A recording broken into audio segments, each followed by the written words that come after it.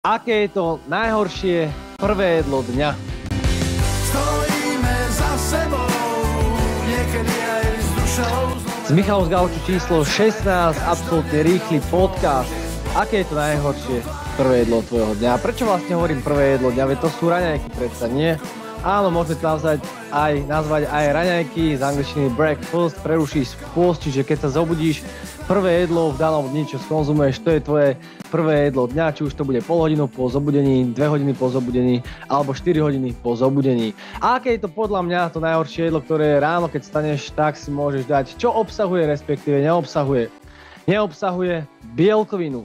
Bielkovinu, ktorá je základný stavebný kameň tvojho tela, ktorá je ukazovateľom sítosti. To znamená, že ak si dáš iba v zhone rýchle nejaký croissant alebo iba nejaké samostatné ovocie alebo dáš 2 rožky s parížským šalátom alebo niečo obdobné, kde sa nenachádza priamo ten kvalitný zdroj bielkoviny, tak pocit sítosti tam príliš takmer žiadny nenastane a potom sa ti môže stať, že o hodinu, o pol hodinu, o 2 hodiny máš hneď hlad, pretože ak tam kvalitný zdroj bielkoviny bude, ako napríklad grécky biely jogurt, kvalitný proteín, kvalitná šunka, vajíčko, tuniak a podobne, samozrejme v nejakej kombinácii.